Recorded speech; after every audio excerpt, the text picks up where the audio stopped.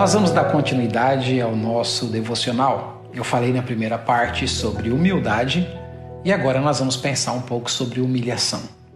Nós sabemos que a Bíblia fala que Deus honra aqueles que se humilham, mas a Bíblia não diz que Deus honra aqueles que são humilhados. Por quê? Porque existem muitas razões que nos levam a passarmos por momentos de humilhações na nossa vida. E muitas pessoas que estão vivendo momentos de humilhações porque fizeram coisas erradas, estão pensando que Deus tem o compromisso de honrá-las porque entenderam erroneamente o texto que diz. O texto fala que Deus honra aqueles que se humilham.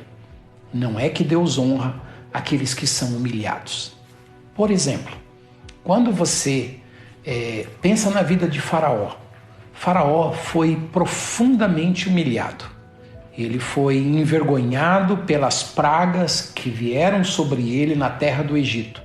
Profundamente humilhado.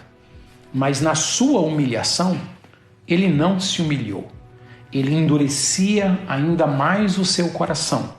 E ele não foi exaltado. Ele foi humilhado, mas ele não foi exaltado. Um outro exemplo, por exemplo, o rei Manassés, ali no livro de Crônicas, você vai ver que ele foi um rei muito perverso. Ele fez coisas terríveis, ele abandonou Deus, ele levou a nação a praticar muitas obras que não agradaram a Deus. E o texto diz que ele foi levado para o cativeiro. Ele foi acorrentado com 2 cadeias e ele foi para a prisão. Lá na prisão, em profunda humilhação, diz o texto que ele se humilhou diante de Deus. Então ele estava humilhado, mas o fato dele estar humilhado não significava que Deus iria honrá-lo. Mas lá na sua humilhação, ele se humilhou diante de Deus. E a Bíblia diz que Deus ouviu o clamor de Manassés naquela prisão, porque na sua humilhação ele se humilhou diante de Deus e Deus o tirou daquela prisão.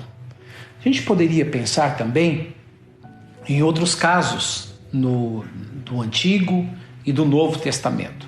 No Novo Testamento nós temos o Herodes.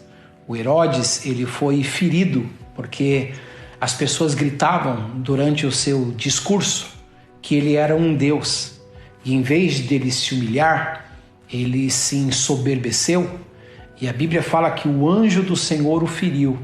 E mesmo assim, na sua humilhação, ele não se humilhou e ele pereceu na sua humilhação.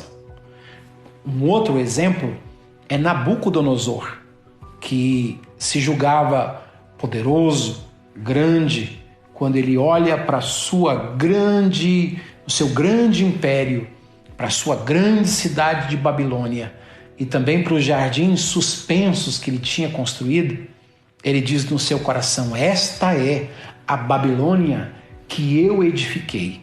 E o texto fala que naquele momento ele foi humilhado por Deus. Ele perdeu o seu trono, ele ficou no campo por 7 anos como se fosse um animal. E a profecia dizia: até que tu reconheças que o Altíssimo é que domina sobre todas as coisas, é que você vai ser restaurado. Mas enquanto isso não acontecer, você vai continuar na sua humilhação. E o texto bíblico diz que um certo dia ele levantou os seus olhos ao céu e na sua humilhação ele reconheceu que só o Altíssimo é o soberano e que tem poder sobre todos os reinos dos homens. E ali ele se humilha e o texto diz que Deus o restaurou, Deus lhe entregou o seu reino, porque na sua humilhação ele se humilhou e Deus o exaltou. Então eu não sei por quais são os motivos que têm levado você a viver momentos de humilhação. Pode ser como José no Egito, que estava em humilhação porque fez a vontade de Deus. Mas você pode estar sendo como Faraó, como Manassés, como Herodes, como Nabucodonosor. Então Talvez seja o seu orgulho e as suas atitudes ruins que têm levado você a viver períodos de humilhação.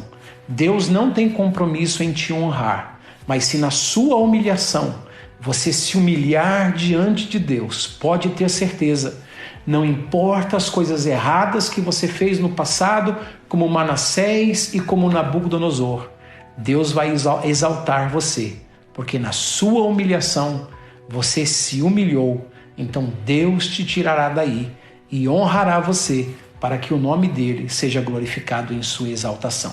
Deus te abençoe. Fique comigo. Logo, logo nós voltaremos com verdades gota a gota que vão regar a sua alma e o seu coração. Um grande abraço.